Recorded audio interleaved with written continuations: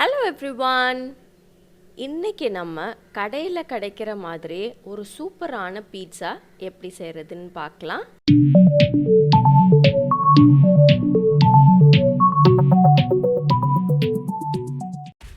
இந்த pizza recipe நம்ம அவனில் வச்சு தான் செய்ய போகிறோம். இதுக்கு முன்னாடி நான் ஏற்கனவே இந்த சேனலில் தோசை கல்லில் கூட பீட்சா எவ்வளோ சூப்பராக செய்யலான்ட்டு ஒரு ரெசிபி போட்டிருக்கேன். உங்களுக்கு அந்த வீடியோ பார்க்கணுன்னா நான் லிங்க் டிஸ்கிரிப்ஷன் பாக்ஸில் கொடுக்குறேன், நீங்கள் செக் பண்ணி பாருங்கள். இன்றைக்கி செய்ய போகிற பீட்சா கடையில் வாங்குகிற மாதிரியே சூப்பராக அவனில் எப்படி செய்கிறதுன்னு தான் பார்க்க போகிறோம். இந்த பீட்சா செய்கிறதுக்கு ஒரு பவுலில் அரை கப்புக்கு தண்ணி எடுத்துக்கோங்க. இந்த தண்ணி வெதுவெதுப்பான சூடில் இருக்கணும். ரொம்ப சூடாகவும் இருக்கக்கூடாது, ஆறி போயும் இருக்கக்கூடாது.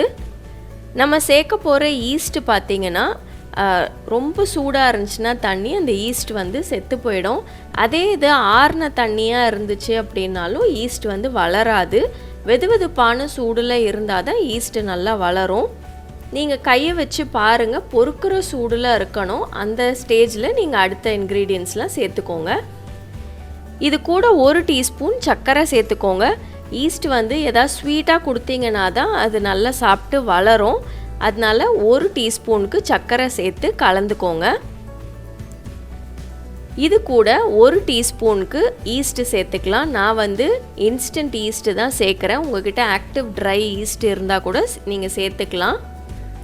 இப்போ இந்த ஈஸ்ட் ஆக்டிவாக இருக்கான்னு பார்க்குறதுக்கு இந்த ஈஸ்ட் அந்த வெதுவெதுப்பான தண்ணியில் சேர்த்து நல்லா கலந்துக்கோங்க. கலந்துட்டு ஒரு 5 நிமிஷம் ஓரமாக வச்சிங்கன்னா அந்த ஈஸ்ட் வளருதான்ட்டு தெரியும். நல்லா பொங்கி வரும்.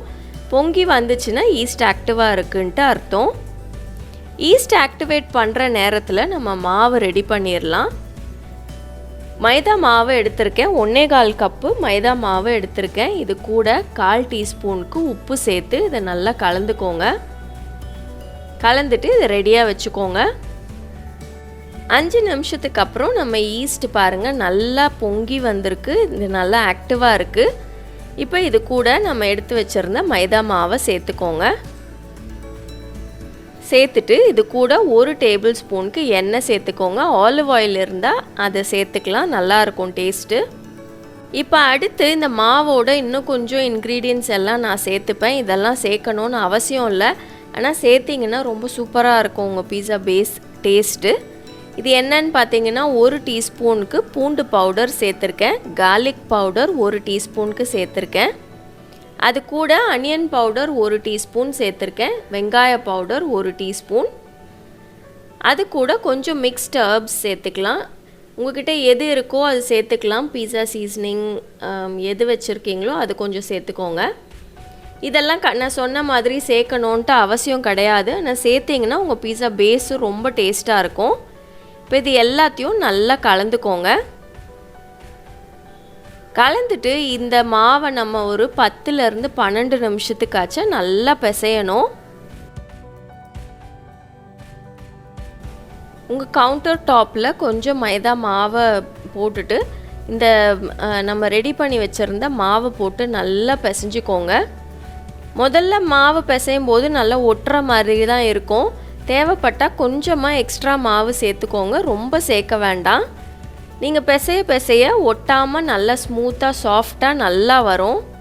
இது ஒரு 10 நிமிஷத்துக்கு அப்புறமா பாருங்கள், இப்போ நல்லா ஒட்டவே இல்லை, நல்லா வருது பாருங்கள். இந்த ஸ்டேஜ் வர வரைக்கும் நல்லா பிசையணும். ஒரு 12 நிமிஷமாச்சு நல்லா பிசைஞ்சுக்கோங்க.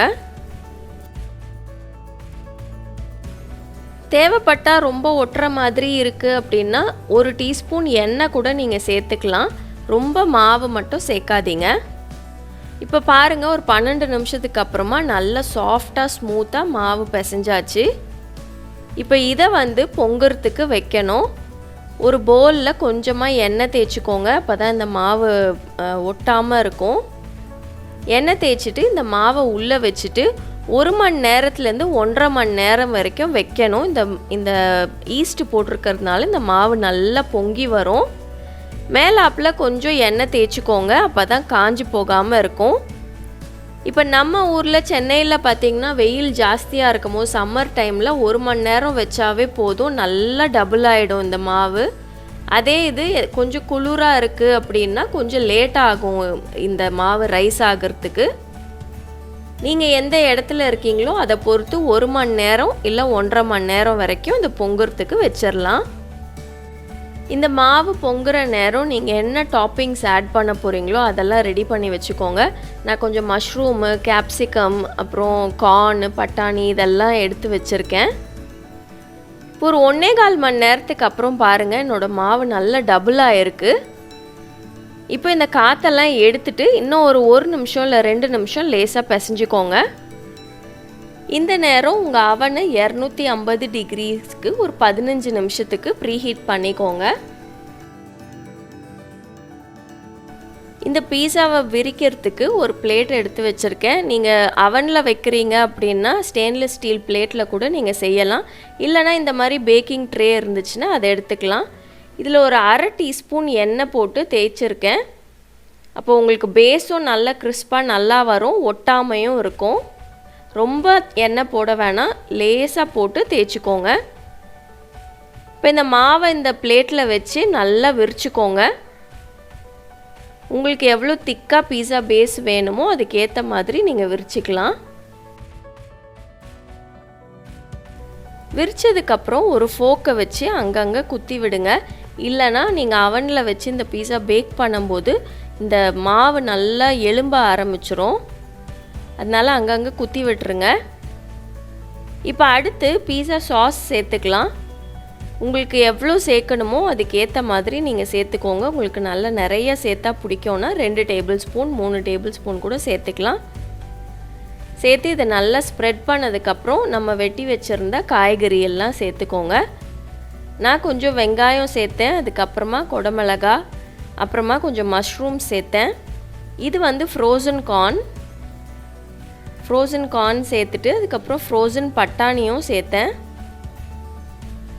அதுக்கப்புறம் கடைசியாக கொஞ்சம் தக்காளியும் சேர்த்தேன். உங்ககிட்ட எந்தெந்த காய் இருக்கோ அதெல்லாம் நீங்கள் சேர்த்துக்கலாம். அடுத்து மேலாப்பில் தூவுறதுக்கு கொஞ்சம் மிக்ஸ்ட் ஹர்ப்ஸ் யூஸ் பண்ணுறேன். உங்ககிட்ட ஒரிகானோ இருந்தால் அதை சேர்த்துக்கலாம். இல்லை கடையில் பீஸா சீசனிங், பாஸ்தா சீசனிங்னு விற்பாங்க. உங்ககிட்ட எது இருக்கோ அதை நீங்கள் கொஞ்சம் தூவிக்கலாம். அப்புறமா சீஸ் துருவி அதை சேர்த்துக்கலாம். பீஸாக்கு மொசரல்லா சீஸு இல்லைனா செடார் சீஸ் தான் நல்லாயிருக்கும். மற்ற சீஸ்லாம் உங்களுக்கு அந்த அளவுக்கு டேஸ்ட்டாக இருக்காது. இந்த சீஸை வாங்கிட்டு நல்லா துருவிக்கோங்க. துருவி மேலாப்பில் சேர்த்துக்கோங்க. உங்கள் வீட்டில் நீங்கள் எவ்வளோ சேர்த்துக்கணுமோ அதுக்கேற்ற மாதிரி சேர்த்துக்கோங்க. சின்ன பசங்க ஆசையாக சாப்பிடுவாங்கன்னா நிறையா சேர்த்துக்கோங்க, இல்லைனா கம்மி பண்ணிக்கலாம். கடைசியாக மேலாப்பில் கொஞ்சம் பிளாக் ஆலிவ்ஸ் சேர்த்துக்கிட்டேன். என்கிட்ட இருந்துச்சுன்னு சேர்த்தேன், உங்ககிட்ட இல்லைன்னா விட்டுறலாம். இப்போ இந்த பீஸாவை பேக் பண்ணிடலாம். நம்ம ப்ரீஹீட் பண்ணி வச்சுருந்த அவனில் பேக் பண்ணிக்கோங்க. அவனில் வச்சு பேக் பண்ணும்போது எப்போவுமே பீட்சா பேக் பண்ணும்போது நல்ல ஹை டெம்பரேச்சரில் கம்மி நேரத்துக்கு பேக் பண்ணணும். அதனால் நீங்கள் 250 டிகிரிக்கு ப்ரீஹீட் பண்ணி வச்சுருக்கீங்க அப்படின்னா ஒரு 10-12 நிமிஷம் பேக் பண்ணாவே போதும். ஒருவேளை 180 டிகிரிஸ்க்கு தான் நீங்கள் ப்ரீஹீட் பண்ணி குக் பண்ண போகிறீங்க அப்படின்னா 20லேருந்து 25 நிமிஷமாச்சும் ஆகும். நீங்கள் செக் பண்ணி பாருங்கள். மேலாப்பில் சீஸ் எல்லாம் உருகி இருக்கணும், சைடில் நல்லா குக்காக இருக்கணும், ஓரம்லாம் பார்த்தீங்கன்னா நல்லா ப்ரௌன் ஆகி நல்லா அழகாக குக்காக இருக்கும். அந்த மாதிரி ஆயிடுச்சுன்னா நீங்கள் எடுத்துடலாம். நான் 250 டிகிரியில் ஒரு 12 நிமிஷம் வச்சு குக் பண்ணேன். அவ்வளோதான், ஒரு சூப்பரான பீட்சா ரெடி ஆகிடுச்சு பாருங்கள். எங்கள் வீட்டில் சீஸ் ரொம்ப நாங்கள் சாப்பிட மாட்டோம், அதனால கொஞ்சம் கம்மியாக தான் நான் சேர்த்தேன். சாப்பிட்றதுக்கு முன்னாடி மேலாப்பில் இன்னும் கொஞ்சம் ஒரிகானோ சேர்த்துக்கோங்க. ரெட் சில்லி ஃப்ளேக்ஸ் கூட நீங்கள் சேர்த்துக்கலாம். இந்த சில்லி ஃப்ளேக்ஸ் என் பசங்க ரொம்ப பிரியப்பட மாட்டாங்க, அதனால ரொம்ப சேர்க்கலை. ஒரு சூப்பரான பீட்சா கடையில் கிடைக்கிற மாதிரியே நீங்கள் வீட்டில் ஈஸியாக ரெடி பண்ணிடலாம். கொஞ்சம் நேரம் ஆகும் ஈஸ்டெல்லாம் போட்டு செய்கிறதுனால, ஆனால் டேஸ்ட்டு அப்படியே கடையில் வாங்கி சாப்பிட்ற பீட்சா டேஸ்ட்டு இருக்கும். கண்டிப்பாக நீங்களும் ட்ரை பண்ணி பாருங்கள். மீண்டும் அடுத்த வீடியோவில் உங்களை சந்திக்கிற வரைக்கும் பாய்.